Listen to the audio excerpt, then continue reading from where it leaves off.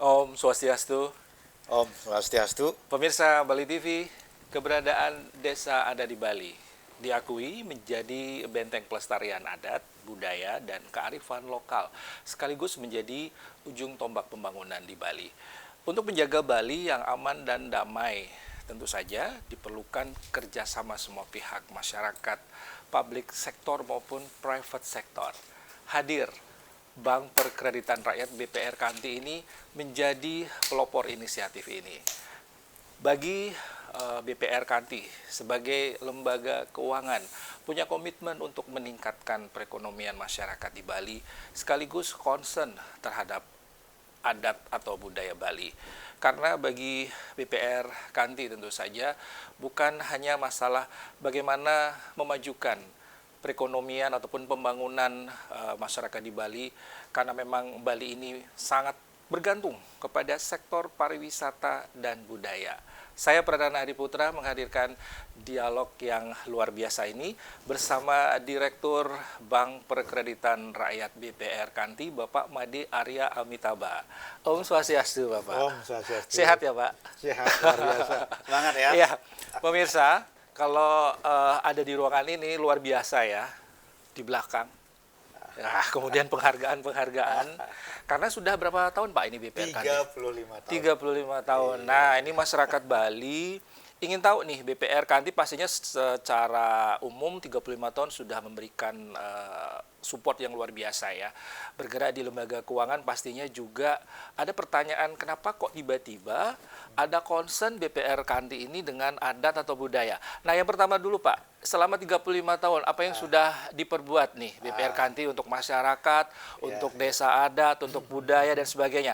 Karena pemirsa ya, ini di meja tidak hanya nanti kita bicara masalah kinerja BPR Kanti, tapi ini ada produk-produk buku yang berkaitan dengan hukum adat Bali. Ini luar biasa. Nah, silakan tadi pertanyaan pertama Pak Made. Baik, terima kasih ya Om Swastiastu kembali ya. Nah, jadi BPR Kanti memang tahun ini sudah 35 tahun ya. Nah, tentu selama 35 tahun ini, dan saya kebetulan 25 tahun ya menjabat sebagai Direktur Utama di Bank BPR Kanti. Nah, dalam kiprahnya ya di 25 tahun itu ya, tidak hanya dari sisi bagaimana mengembangkan BPR itu ya, juga saya juga adalah aktivis baik di mahasiswa maupun saat sekarang ini ya. Nah, tentu notabene adalah ketika kita menjadi aktivis tentu ada sesuatu yang ingin kita persembahkan ya. Nah, dalam perjalanan 35 tahun, 25 tahun saya sebagai Direktur Utama ya, saya juga tidak hanya di bank, juga aktif di organisasi, tentunya di organisasi Perbarindo ya, organisasi di BPR. Pernah jadi ketua Perbarindo Kabupaten Gianyar 2002, 2004, 2006, 2010 sebagai ketua Perbarindo Bali, dan 2010 sampai 2014 sebagai wakil ketua umum DPP Perbarindo. Nah, dalam perjalanan yang tersebut ya, kita paham betul BPR ini seperti apa ya. Nah, dalam kiprahnya BPR Kanti ini kan didirikan memang ya bukan untuk profit oriented. Saya generasi kedua, namun di awal pendirian ini saya ikut terlibat di generasi pertama ini, ikut bagaimana mempersiapkan BPR Kanti. Dan ayah saya waktu mendirikan BPR Kanti ini berpesan bahwa bank ini didirikan apabila ada keluarga, teman, anak-anaknya tidak diterima bekerja di tempat lain, terima di sini. Nah, jadi disitulah fungsi sosialnya yang jauh didepankan dari sekedar bahwa profit oriented. Bahwa dengan demikian BPR Kanti tidak profit, wajib profit. Karena wajib hukumnya profit itu adalah bagaimana menjaga eksistensi BPR Kanti ke depan. Yang jelas, ya BPR Kanti ini tidak didirikan untuk profit oriented, namun lebih kepada bagaimana keberadaan BPR Kanti yang selalu ada, bermakna dan bermanfaat bagi masyarakat hidup sekitar. Ya Pak, artinya sumbangan kepada masyarakat tadi kan secara nilai filosofis dari berdirinya begitu ya, artinya memberikan yang terbaik buat masyarakat. Dari sisi kalau berbicara lembaga keuangan siapa sih bahwa lembaga keuangan dan yang non bank lainnya seperti LPD dan sebagainya, bahkan BPR juga profit oriented. Tapi yang menarik tadi ada yang sifatnya non profit orientation. Ya, artinya mungkin banyak orang mengenal seperti apa kemudian lembaga, institusi, entitas itu punya peran terhadap lingkungan sosial. Nah, ini bicara yang tadi sosial ya Pak ya. Artinya ada berbagai hal yang mungkin mendukung BPR Kanti untuk bisa berbuat itu. Karena saya yakin bahkan di historinya BPR Kanti itu banyak punya penghargaan Pak ini terkait untuk hubungan sosial kemasyarakatan. Nah, itu bisa disebut Pak kira-kira secara umum saja pasti banyak ya Pak ya 35 tahun ya. Tapi kira-kira apa itu yang mungkin 5 tahun terakhir atau yang ini saya yakin bahwa ini juga produk dari sikap kepedulian sosial dari BPR Kanti ini sampai membuat buku ini yang nanti mungkin akan ada pertanyaan selanjutnya ini kenapa ada concern ke sana. Silakan Pak. Baik. Nah, ini kan ya berlebih saya sampaikan. 25 tahun yang lalu saya sebagai direktur utama di Bank BPR Kanti zero pengalaman di bank sebagai bankir. Namun saya dengan membekali di aktivis, ya disitulah pelajaran leadership-nya dari sana, ya. Dan dalam perjalanannya, saya kembali kepada bagaimana masa kecil saya, ya, ketika di SD, ya, harus menjadi yang terbaik, ya. Sederhananya harus menjadi juara kelas gitu ya. Jadi mereka bisa jadi juara kelas, kenapa saya tidak? Mereka makan nasi, saya juga makan nasi. Nah, disitulah bagaimana penghargaan-penghargaan kita dapatkan ya selama ini ya.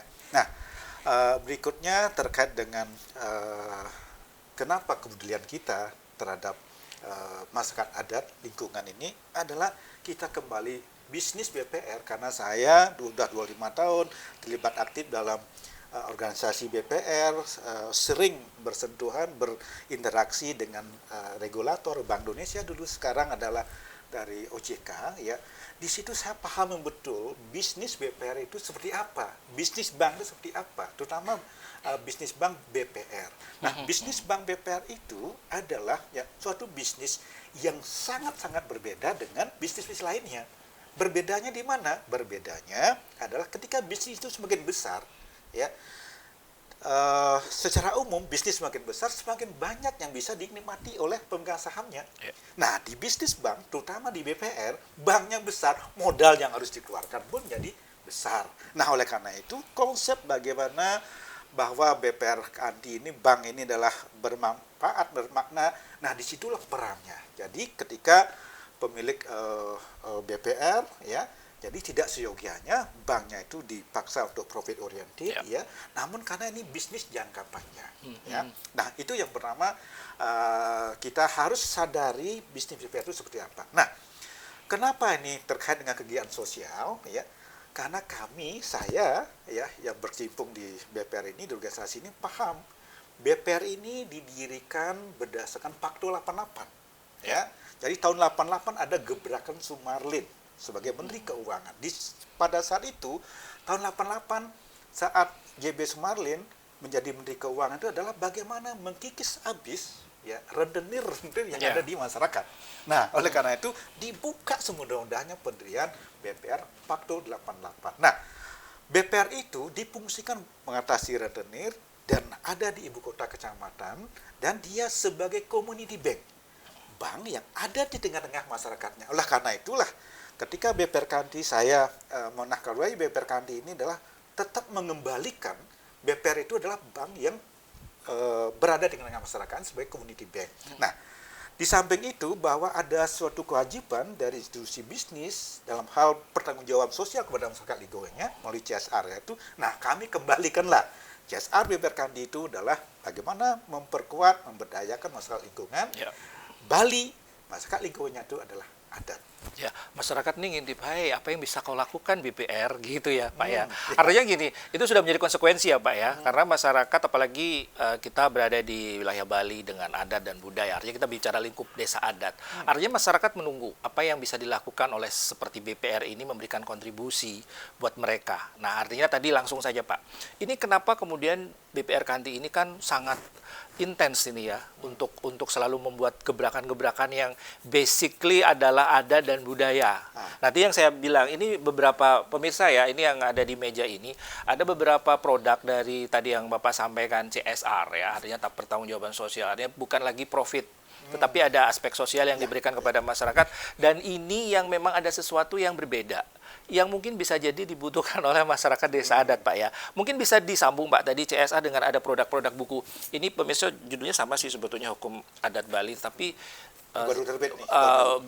tadi sempat berbicara buku ini tidak bisa didapatkan di mana-mana, ini eksklusif. Nah, silakan, Pak. Bisa diperjelas, Pak, ini buku produk-produk buku ini, Pak. Jadi produk-produk ini kenapa BPR Kanti support ya adat, karena seperti yang saya sampaikan tadi, adat itu adalah masyarakat lingkungan sekitar dari BPR itu, ya. Nah itu, jadi ini salah satu bentuk CSR yang kita lakukan, ya. Nah, kenapa kita ke adat, ya? Jadi kita sebagai institusi bisnis, bank, ya, tidak bisa dilepaskan bahwa kita mendapatkan berkah dari Bali.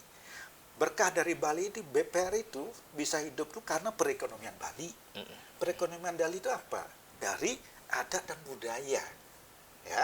Nah, jadi ketika kita merasakan ada berkah perekonomian Bali itu, bank itu bisa hidup karena adat dan budaya, wajib dong, ya. Kita harus memperkuat adat, ya, lembaga adat dan ini. Nah, itu peran kita. Nah, ya kebetulan, ya kita sering mengikuti kompetisi dalam hal CSR Award. Ya, CSR Award itu kita berapa kali mendapatkan juara pertama. Karena apa? Ya, karena ya sebagai kita sebagai orang yang selalu memiliki spirit fighter yang tinggi, ya harus menjadi yang terbaik. Ya, nah di situ apa persyaratan CSR Award itu, ya menjadi kami perkanti juara satu di CSR Award itu kita semua terapkan. Ya, CSR itu yang wajib. CSR itu diberikan penghargaan ketika dana CSR itu adalah untuk masyarakat lingkungan sekitarnya, bermanfaat nggak? Untuk banyak orang nggak? Ya. Yang kedua adalah ada nggak manfaatnya, ya, dalam hal pendidikan. Nah ini sangat penting, ini pendidikan, ya. Generasi muda, masyarakat Bali, generasi muda Bali. Nah sehingga tidak lagi, ya, terkait dengan adanya kekhawatiran kena sanksi adat dan sebagainya. Ya. Nah ini salah satu bentuk bagaimana supaya kita generasi muda. Yang ketiga, ya baru di situ adalah CSR itu adalah untuk kesehatan. Ya jadi ketiga-tiganya itu kita terapkan betul. Nah sehingga ini salah satunya peran kita. Kenapa kita support adat? Karena ini kaitan juga BPR Kanti mendapat berkah dari perekonomian Bali. Perekonomian Bali adalah dari adat dan budayanya. Ya, ini sepertinya juga BPR Kanti ada satu program-program khusus, Pak ya, untuk lebih mengrealkan begitu ya, action di lapangan ini. Kan ini kalau mungkin orang baca oke lah, tapi action dari BPR Kanti sendiri untuk bisa istilahnya memberikan edukasi, skill, knowledge. Ini apa yang mungkin terjadi perkembangan di desa adat seperti apa, Pak? Ya, dan kebetulan ini BPR Kanti tidak baru ya mensupport adat, jauh sebelumnya ya, karena saya kebetulan ya orang yang benar-benar dilahirkan, hidup dan dibesarkan di masyarakat, gitu ya. Pernah jadi ketua ya pemuda di Banjar dan organisasi lain di kampus, di sekolah dan sebagainya, ya. Nah, oleh karena itu bagaimana support kita, implementasi kita, ya kita support dengan bagaimana masyarakat lingkungan, ya. Yang kita lakukan adalah buku ini, ya, ini sudah terbit 10 tahun yang lalu. 10 tahun yang lalu adalah BPR Kanti di usianya yang ke-25, jubileum perak. Ya, sama dengan sekarang jubileum perak sebagai dirut. Ya, ini ya kita terbitkan pada saat hari ulang tahun ke-25 jubileum perak BPR Kanti. Nah, disitulah kita sebagai yang memegang teguh spirit factor yang tinggi ini adalah apa yang bisa kita berbuat. Ya. Nah, buku ini walaupun BPR Kanti bukan membuatnya, karena ini buku ini disiapkan oleh Pak Prof. Widya, pakar adat Bali, Nayaka FBA Bali, ya, ini disiapkan, kita yang membantu menerbitkan. Nah, ini buku ini sudah 6.000 cetak ini, ya, sudah tersebar kemana-mana. Kira-kira apa, Pak? Ini implementasi untuk di lapangan seperti apa, Pak? Artinya kan ada permasalahan mungkin di desa adat, menyiapkan SDM di sana atau dan sebagainya, seperti apa ini, Pak? Ya, ini buku hukum adat ini, judulnya buku hukum adat Bali, aneka kasus dan penyelesaian. Ini adalah buku yang sangat sederhana, tidak perlu dibaca, tidak perlu dipelajari karena tidak ada ujiannya, gitu ya. Nah, ini cukup ketika ada persoalan adat, tinggal buka saja daftar isinya seperti apa. Nah, sehingga ini sangat memudahkan, ya, memudahkan masyarakat untuk bisa ini buku yang benar-benar bermanfaat untuk di lapangan. Ya, ini ya. Ya. Nah, samping ini kita buat, ini udah 25 tahun, tersebar di mana ya. Tidak hanya di Bali ya, sampai di Leiden, Universitas di Leiden di Belanda, sampai di Australia juga ya. Dan sampai ke Mahkamah Agung ya, Komisi Yudisial RI, perguruan tinggi negeri swasta yang ada di Indonesia. Dan juga kepada Kapolda Bali ya, dari Polres dan sebagainya. Kantor Pengadilan Diri seluruh Indonesia ada ini buku ini. Ya, ini artinya bisa dipahami oleh istilahnya prajuru desa adat atau bendesa adat dan semuanya bisa di sana, Pak ya. Artinya mungkin bisa menyelesaikan kasus-kasus atau sengketa adat dan sebagainya, itu semua adalah ya. Ada acuannya, ada acuannya. Ya, ini bukan sebagai suatu hukum yang harus ini yang berlaku, tidak. Ya, lebih kepada ini sebagai pedomani ya, ketika ada persoalan ininya lah. Kira-kira ada solusi bini, setuju nggak? Ya, kalau setuju silakan. Artinya ada sinergi juga dengan MDA ya Pak ya, dengan Majelis Desa Adat ya. Ya, dan kerjasama dengan MDA baru tahun lalu kita ya pada saat Persamuan Agung MDA yang di Samuan 3 ya, tahun lalu kita kerjasamakan dengan MDA bagaimana support BPRKANDI terhadap pemberdayaan prajurit adat berikut dengan kelembagaannya. Kita bikinkan MOU dan sudah siasat dengan Pak Gubernur Bali waktu itu, Pak Koster ya. Dan kita lanjutkan ya, program berikutnya adalah memberikan penghargaan award kepada desa-desa adat di seluruh Bali ya. Ada 9 kabupaten kota ya. Dalam rangka award itu kepada desa adat itu dalam rangka bagaimana desa adat itu menyelesaikan permasalahan adat secara mandiri. Ya, jadi ada 3 setiap kabupaten kota, 1 kita berikan penghargaan, 2 nominasi. Ya, itu MDA Kanti Kertonugraha Award ya. Nah, itu. Nah. Jadi memang kalau mungkin orang selama ini berpikir CSR itu mungkin bantuan yang ya cepat hilang, tapi ini sudah luar biasa sekali, substansi dari adat dan budaya Bali sudah sangat luar biasa disupport oleh BPR Kanti. Pak Made, mungkin ini sesuatu hal bincang-bincang yang mungkin masih berhubungan dengan adat. Ini bahasan yang sensitif, tapi saya yakin Bapak bisa menjawab. Ini kemarin ada kasus adat. Iya, ini tuh masyarakat sangat dikagetkan gitu Pak ya. Gitu ada ya sebut saja ada oknum begitu yang operasi tangkap tangan. Nah, itu sangat mengagetkan ya Pak ya. Nah, ini kan sebetulnya juga gencar-gencarnya BPR Kanti untuk juga bisa masuk ke substansi hal-hal yang tadi saya bilang. SDM ini juga harus dibentuk lagi, diingatkan lagi, dan ini buku ini bisa berperan nanti. Apa komentar Pak Made ini untuk kasus itu seperti apa Pak? Apa yang sebetulnya terjadi di desa adat kita dengan adanya kasus itu? Betulkah itu atau mungkin ya itu hanya kesalahan oknum yang mungkin entah itu sudah dulu atau sekarang? Silahkan diberikan tanggapan, silahkan. Ya, baik. Saya juga waktu dimintain pendapat terkait dengan ini, dengan komentar terkait dengan OTT ini, saya juga apa hubungannya? Saya sebagai direktur utama Bank BPR Kanti memberikan pendapat terhadap hal ini. Ya, memang ya selain saya sebagai direktur utama di Bank BPR Kanti juga di lingkup masyarakat di kampung saya ditunjuk untuk menjadi pengulu sabe Desa Adat Sukawati ya.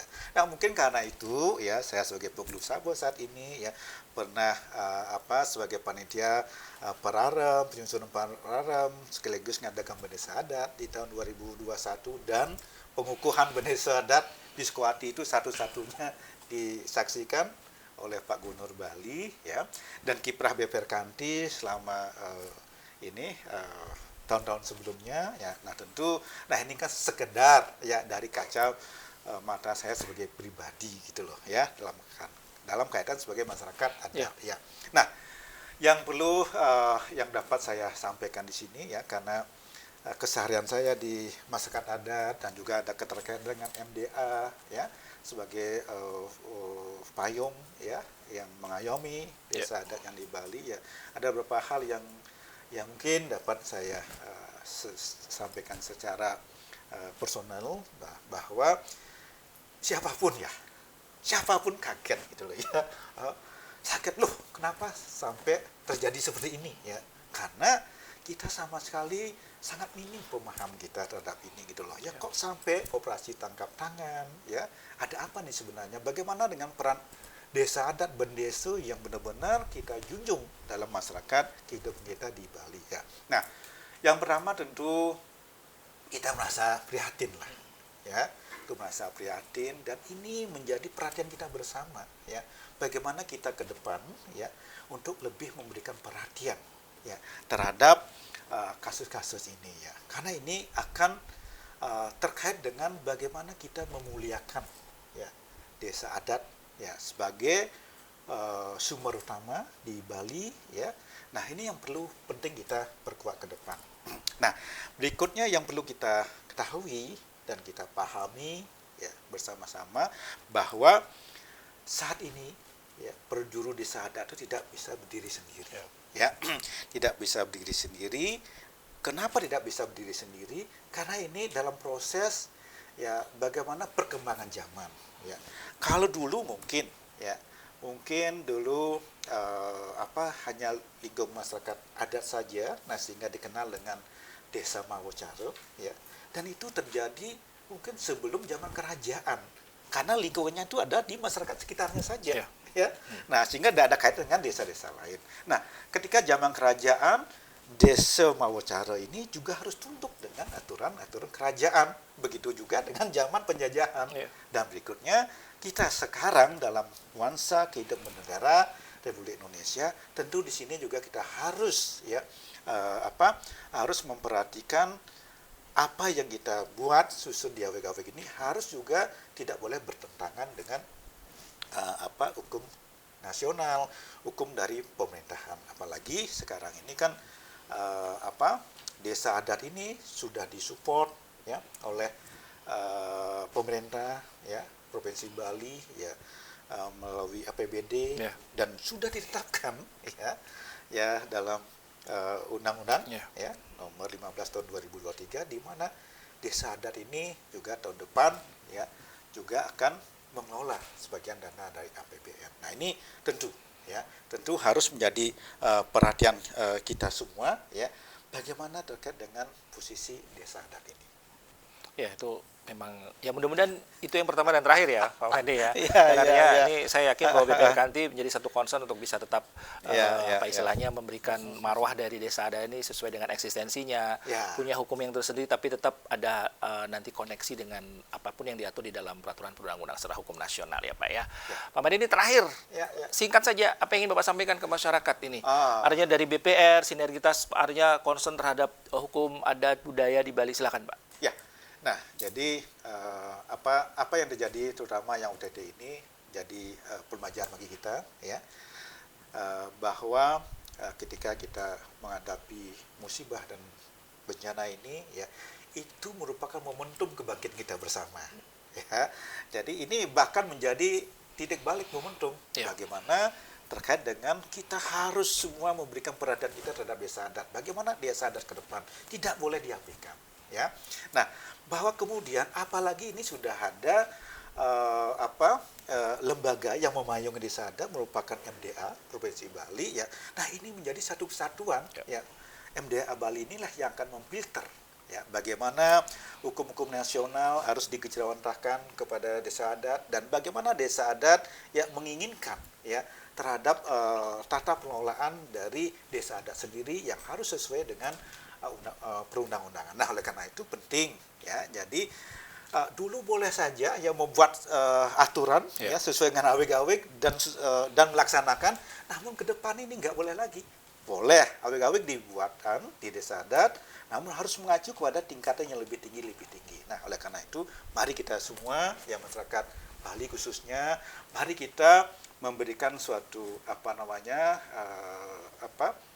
kekeluasaan terhadap kasus ini, ya, biar ini terang benderang, ya, dan perlu dijaga bahwa apapun yang terjadi ke depan, bagaimana kita selalu harus, ya, bersikap dan optimis bahwa Bali, ya, ajak Bali ini bersumber dari desa adat. Mari kita perkuat Bali dengan bagaimana ajakan Bali ini, nah, sehingga apa yang ada di Bali, perekonomian Bali, ya, akan bermuara dari adat dan budaya. Orang ke Bali itu bukan karena apa, namun melihat bagaimana adat dan budaya Bali itu sendiri, ya. Mari kita bersama-sama, ya, dan tentu juga kepada teman-teman, mari kita support, ya.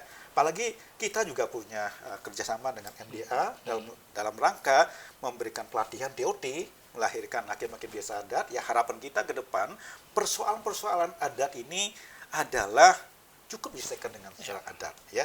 Dengan demikian, mari karena pendidikannya sampai akan melahirkan 15.000 orang, ya, dan itu secara rutin nanti, ya, dan kita berharap para pengusaha-usaha Bali ikut bekerja sama dalam hal mensupport pelaksanaan TOT ini yang berlangsung 2 hari di hari-hari ke depan di seluruh Bali, ya. Dengan demikian, ya kita akan melahirkan, ya, jadi orang-orang yang paham dalam menyelesaikan memediasi persoalan-persoalan adat, ya. Baik. Apresiasi untuk BPR Kanti, Pak, terus ya Pak ya, artinya tidak cukup tadi profit oriented, tapi yang non profitnya tadi yang sosial kemasyarakatan dengan CSR ini akan terus berlanjut. Luar biasa ini produk-produk karya-karyanya, mudah-mudahan terus berprestasi dan memberikan yang terbaik buat masyarakat, khususnya masyarakat adat Bali ya Pak ya. Baik pemirsa, demikianlah perbincangan santai kami bersama Direktur Utama Bank Perkreditan Rakyat BPR Kanti, Bapak Made Arya Amitaba. Bapak terima kasih, sehat selalu, sukses ya Pak ya. Baik pemirsa, kami akhiri dengan para Santi. Om Santi Santi Santi Om.